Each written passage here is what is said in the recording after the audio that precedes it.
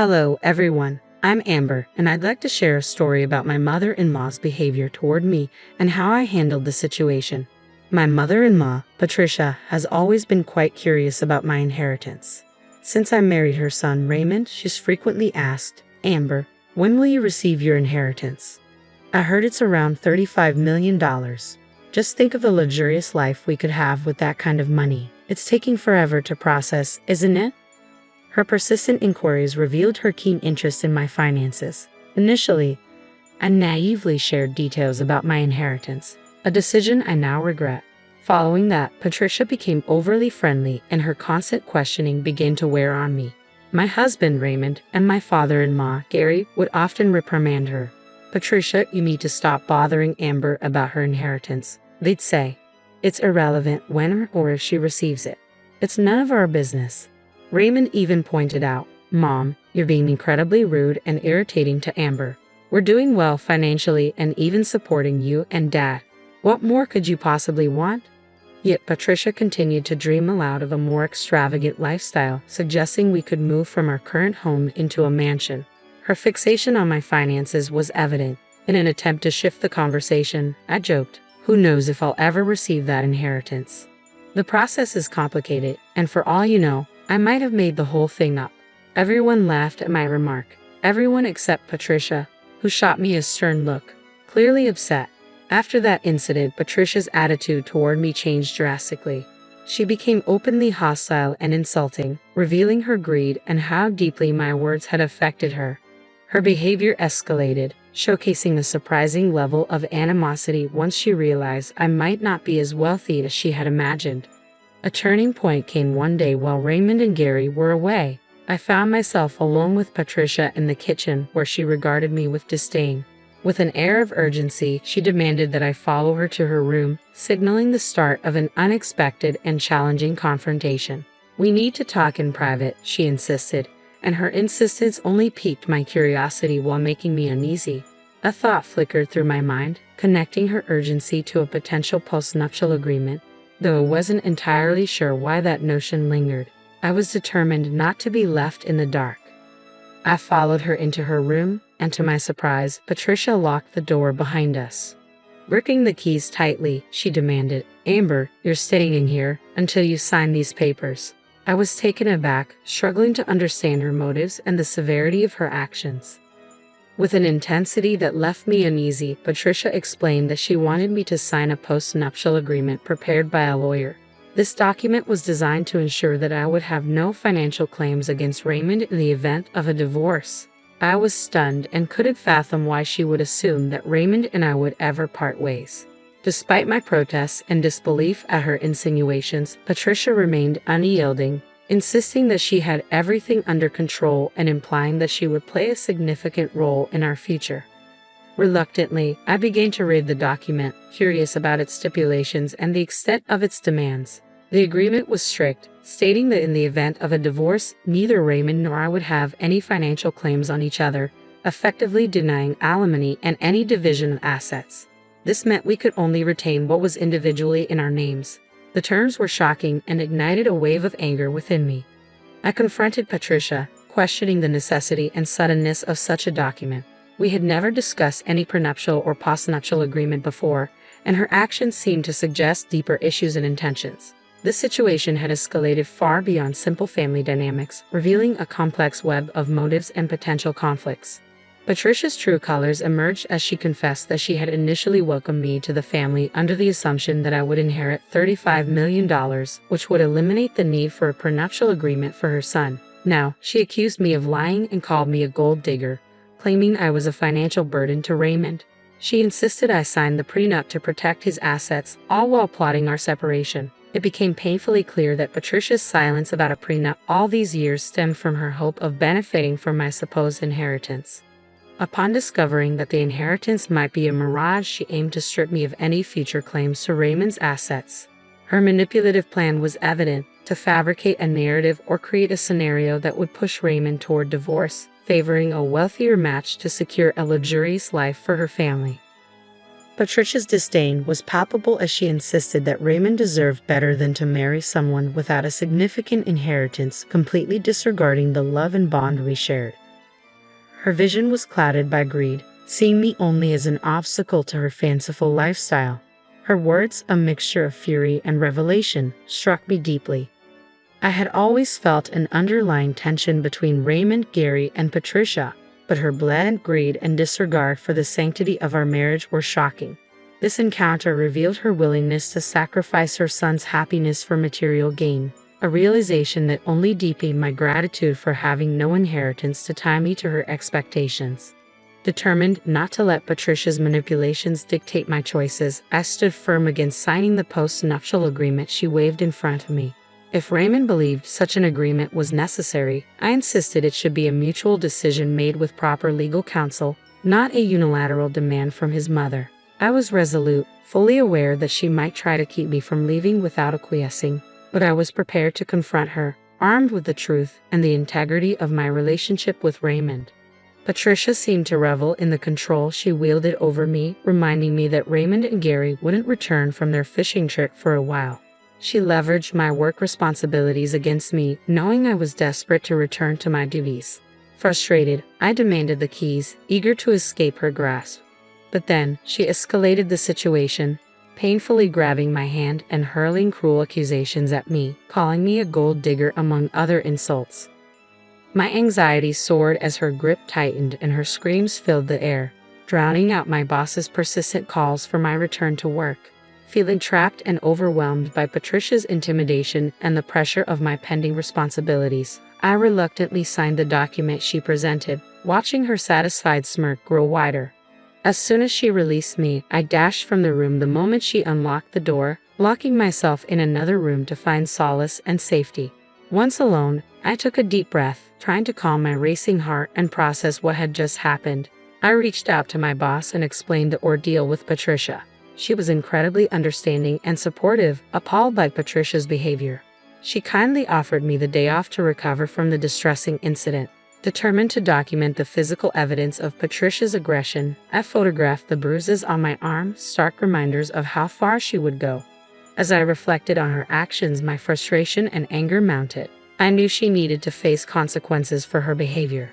Rather than disturbing Raymond and Gary while they were away, I decided to wait until they returned to address the incident in person. When they arrived the next day, cheerful from their trip, the atmosphere quickly shifted as they sensed the tension between Patricia and me. Raymond, sensing something was off, approached me for answers, but I asked for some time before going into detail.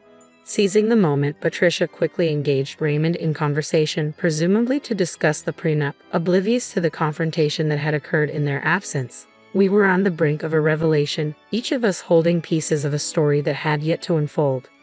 Not long after, Patricia called for Raymond. He descended the stairs, visibly upset and frustrated, holding the controversial document in hand.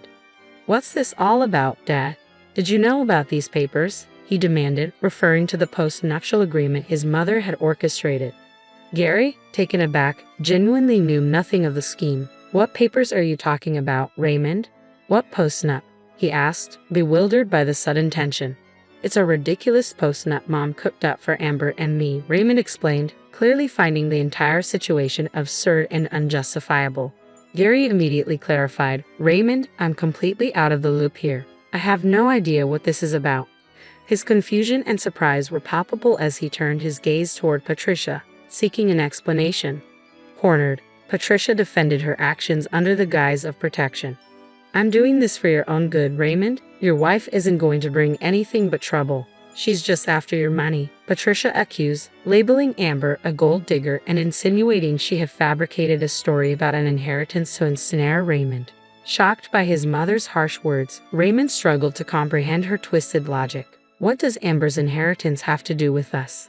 How can you say such things, Mom?" he asked, his confusion evident. Patricia doubled down, painting the grim picture of Amber exploiting Raymond and leaving him financially drained after a divorce. She urged him to sign the post-nuptial agreement and consider seeking a more financially suitable partner, further inflaming the situation. This accusation ignited a fire in Raymond. He vehemently defended Amber, joined by Gary, marking a rare moment of unity against Patricia's manipulations. It was a turning point for me, witnessing Raymond stand up for our relationship and dispelling any fears about his loyalty. What they both didn't know was that the truth about my inheritance had come through the day before, a detail I hadn't shared amidst the chaos. As the argument subsided, Raymond's gaze met mine, filled with questions and concern. "Amber, why did you agree to sign that post-nup? You should have waited for me. You know I'd never support such a thing. Why let Mom pressure you into this?" His disappointment was evident, but it was mingled with a genuine desire to understand and rectify the situation together. I reassured Raymond, "I never doubted you would request such a thing. You've always supported me unconditionally. I intended to discuss the post-nup with you, but I never got the chance." I explained how Patricia had trapped me in her room, her grip unyielding, until I reluctantly signed the document. My lack of choice was clear. I had been coerced into giving my signature. Raymond and Gary were visibly shocked by my account, especially since Patricia didn't even attempt to refute my claims. Instead, she appeared almost smug about her actions, which only fueled the outrage in my husband and father-in-law. Their disbelief quickly turned to anger as they noticed the marks on my arm. "What have you done to Amber? How could you lay hands on my wife? This is assault," Raymond exclaimed, while Gary condemned Patricia's actions as madness. Patricia tried to justify her behavior by claiming she was protecting her son from being taken advantage of, insisting she acted out of maternal instinct. But Raymond countered her claims with disgust, emphasizing that his marriage to me had never been about financial gain. Still clinging to her delusions of a wealthier life, Patricia lamented Raymond's supposed promise to elevate their living standards. Patricia believed that marrying into wealth was the only way to achieve the life she desired.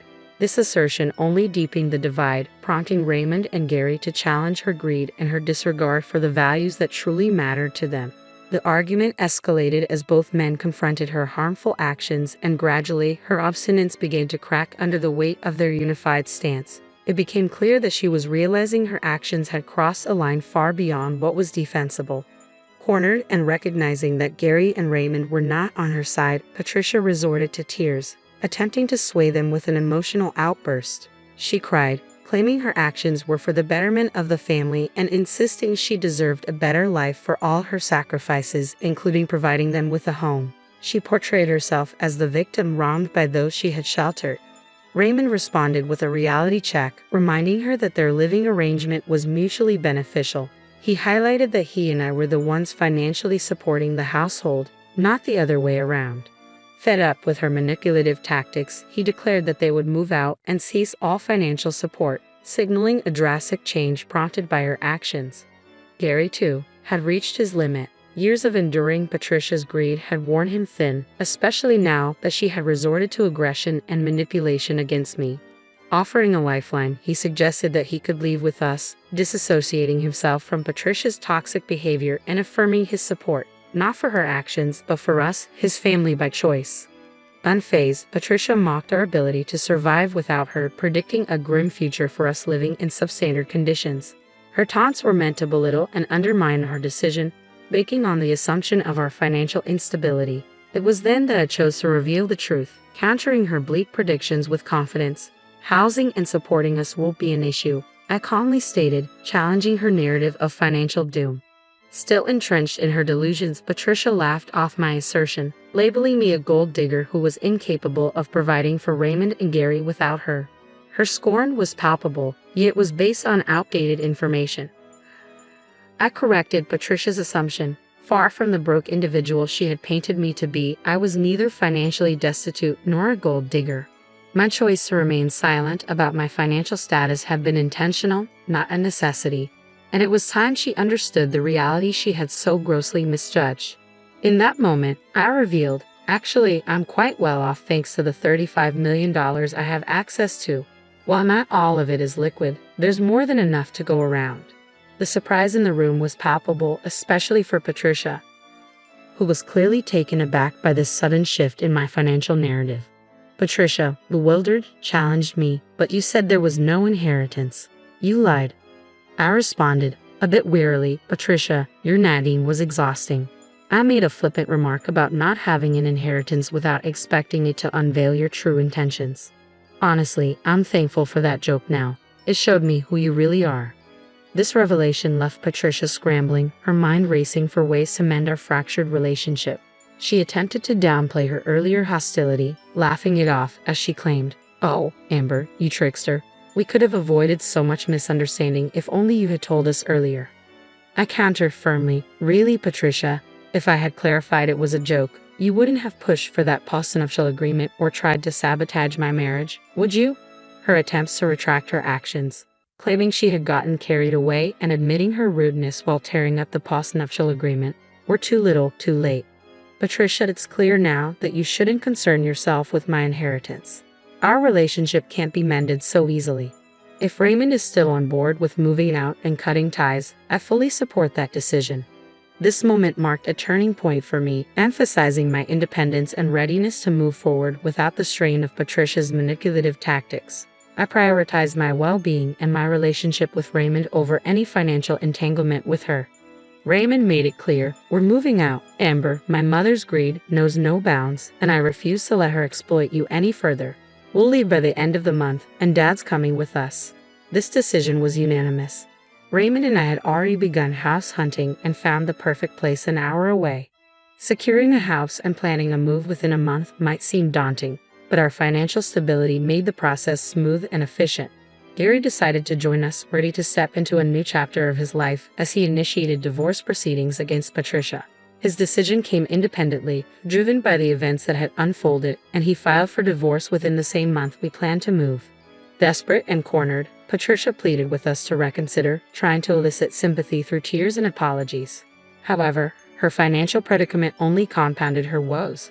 Without a personal income and with Gary's financial dependence on Raymond, neither was eligible for alimony. Ironically, Gary was entitled to half of Patricia's house, as it was acquired during their marriage, leading to the very outcome she had feared and tried to avoid by meddling in our finances. She would have to sell her home.